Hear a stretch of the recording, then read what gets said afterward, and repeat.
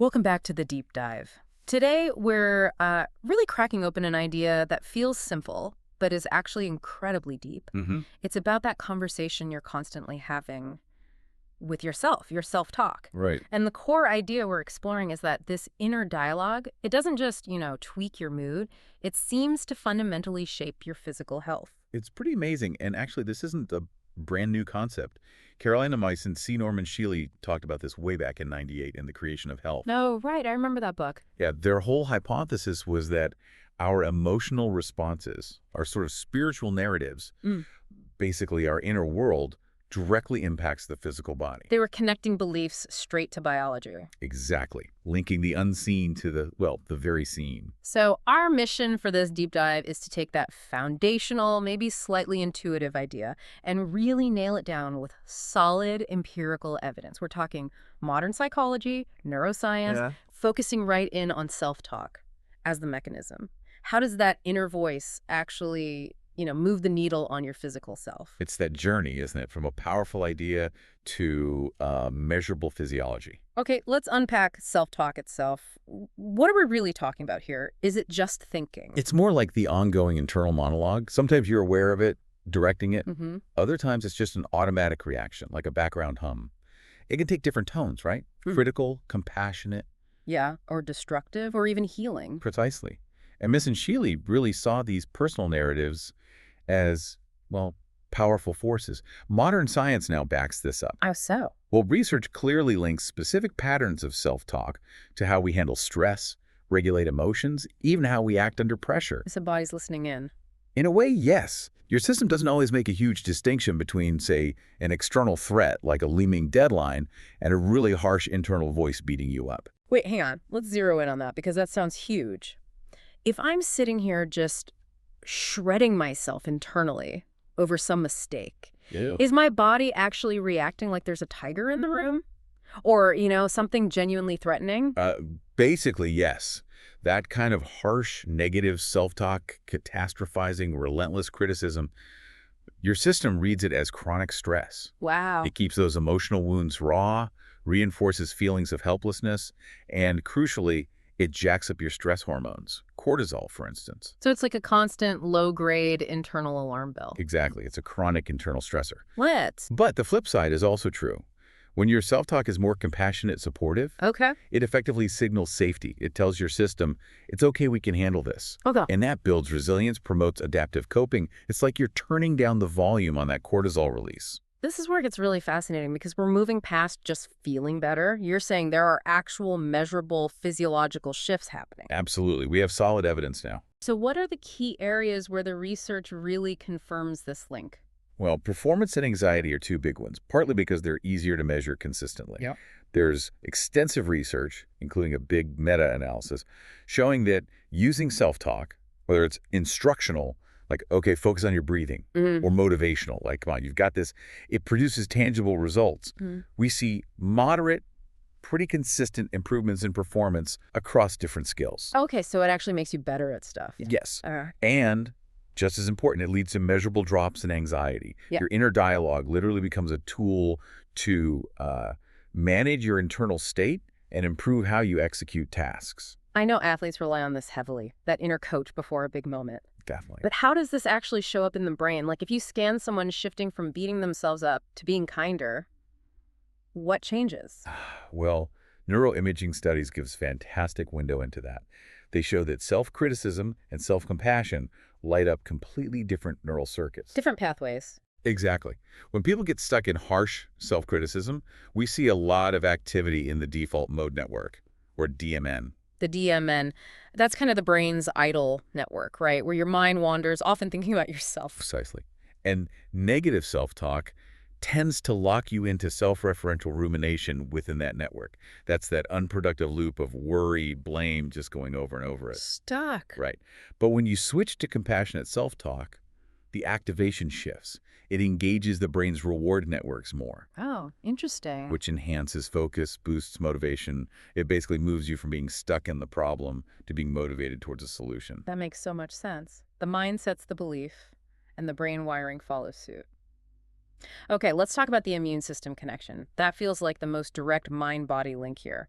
How can talking to myself possibly make my immune system stronger? It's maybe less direct than, say, the stress hormone link, but it's incredibly powerful. It works through something called self-efficacy. Self-efficacy. Okay. That's your belief in your own ability to handle things.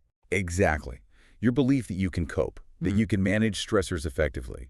And your self-talk is the primary tool you use to build up or tear down that belief. Okay. So research connects higher perceived self-efficacy, the feeling that I can handle this, with actual immuno-enhancing effects. Oh. Well, if your inner voice convinces you that you're capable, that you have the resources to navigate a challenge, that belief itself reduces the perception of threat, which dials down that chronic stress response we talked about, the cortisol release. And that, in turn, allows your immune system to function more optimally. If your inner voice is constantly saying you're overwhelmed, you can't cope, that chronic stress state can suppress immune function over time. So belief translates into biology via the stress pathway. Okay, we've established the impact. Let's really focus now on the fork in the road, Yeah. that inner critic versus the inner compassionate guide. What are the real-world health differences we see? The difference is stark. High levels of chronic self-criticism are strongly correlated with, well, frankly, bad outcomes, increased depression, anxiety, and even just people perceiving their own health as being poorer, statistically speaking. So it shapes your reality. It really does. But the hopeful part is, we know this is changeable. Interventions designed specifically to boost self-compassion. They work. Oh, wow. Meta-analyses show they produce a medium significant effect size in reducing self-criticism. You can actively train your brain to turn down the critic by amplifying the compassionate guide. And this isn't just about clinical diagnoses like depression, right? It affects everyday health perception too. Absolutely. A big study looked at over 700 college students. It found exactly that correlation. More self-criticism meant feeling less healthy. More self-compassion meant feeling more healthy. Okay. But here's a really important nuance that came out of that study, especially for you listening.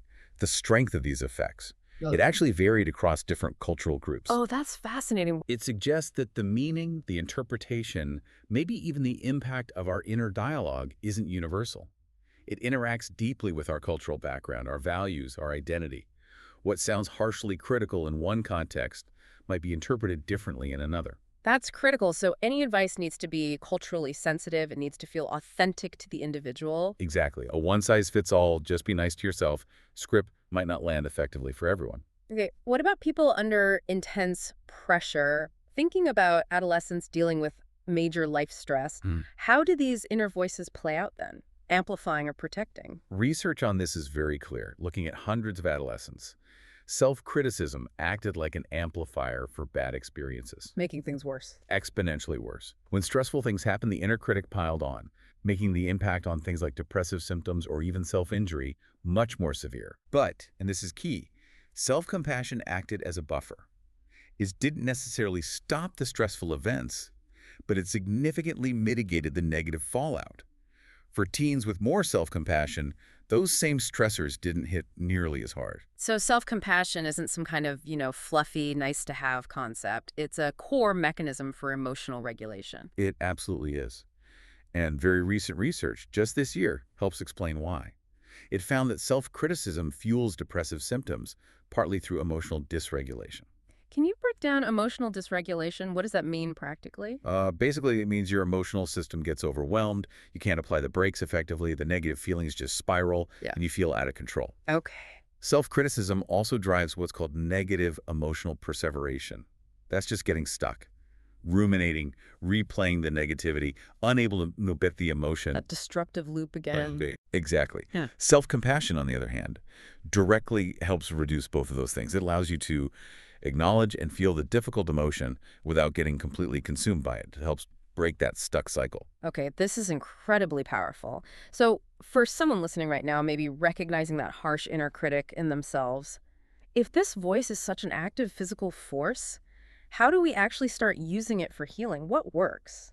Well, we can look at therapeutic approaches that have proven track records, like compassion-focused therapy or CFT. Right. Its entire goal is to train people systematically to shift from that critical inner voice to a more compassionate, guiding one. And the data is strong. What does it show? Meta-analyses of CFT find significant repeatable results. People experience real reductions in self-criticism, and crucially, they learn and improve their ability to self-soothe. It shows that the pattern of your internal dialogue is absolutely trainable. It's a skill you can build. So if we zoom back out to that bigger picture, the biopsychosocial model of health, body, mind, social context all interacting. Self-talk seems like it's sitting right at the intersection, connecting everything. It really is the integrator, isn't it? Biologically, like we discussed, it's tweaking your stress hormones, influencing immune function. Psychologically, it's shaping your mood, your focus, your motivation to even do healthy things. And then socially and spiritually, it forms your sense of self, your identity, how you connect with others, your sense of purpose. It's like the operating system running underneath it all. Okay, let's make this really concrete. For everyone listening, what are, say, 5 practical, evidence-based steps they can start taking, maybe even today, to harness this power and transform that inner voice? Absolutely. These are simple ideas, but the key is consistent practice. Just awareness. Start to recognize and label the inner voice, but without judgment. Just notice it. Ah, there's the critic, or, okay, that's the anxious voice. Just observe it. Step 1, notice. Step 2, shift from judgment to guidance. Catch yourself in that "I messed up, I'm terrible" thought. Actively, consciously replace it. Try something constructive, forward-looking, like, okay, that didn't go as planned, here's what I learned, and here's what I can try next time. From blame to learning. Exactly. Yeah. Third, use self-compassion deliberately. This might feel awkward at first, but practice simple, kind phrases.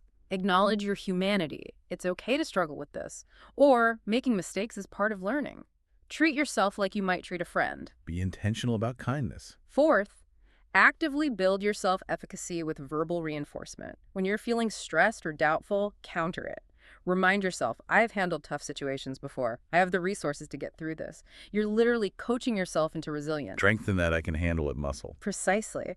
And fifth, circling back to that nuance we found, adapt these strategies. Make sure they feel authentic to you, reflecting your own values, your cultural background. It has to resonate personally to be effective long-term. Find what feels genuinely supportive for you.